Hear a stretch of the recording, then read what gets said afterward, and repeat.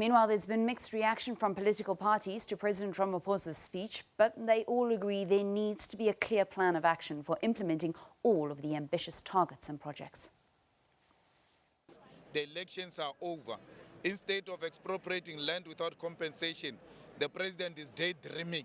He comes here to tell us about his dreams. The man wanted to be president for the last 10 years, 30 years, for more than 3 decades.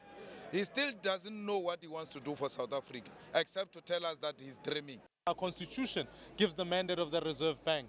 The problem that the president faces is that his party doesn't agree with the position that he's taken.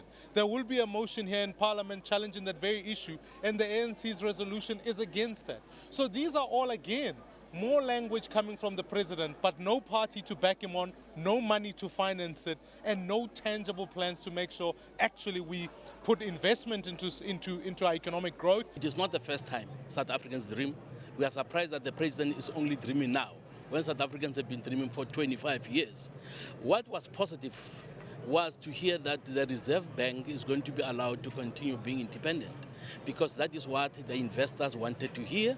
And for as long as there is no interference with the Reserve Bank, because we know that whenever the state interferes, SOEs are a classic example. There is no progress. And we think it's realistic when you say that, we need implementation. But at the same time, then, you say you described at one time the performance of the economy as lackluster. In fact, because there are no funds for the country. So, if one realizes that the country is afloat, in fact, through borrowing already, one doesn't. I get confused about where the money is going to come from. He did not mention how is this going to expropriate land. Even his own policy of expropriation, he did not even talk about it. He spoke about land reform, let alone repossession and restoration of land, which means the government, the president and the ANC was never and they will never be committed to the land question. I think the president was very honest in admitting all the problems that we have, the economic crisis, the crisis with Eskom, but at the same time he has also announced very ambitious plans for the next 5 years and the next 10 years. What remains now for all of us is to roll up our sleeves and start implementing, monitoring the implementation and be held accountable.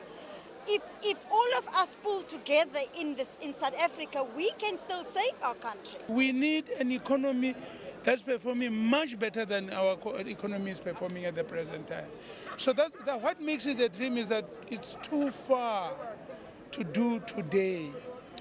And we should have concentrated on educating and training our young people. We closed our technicons and things like that. So we are in difficulties.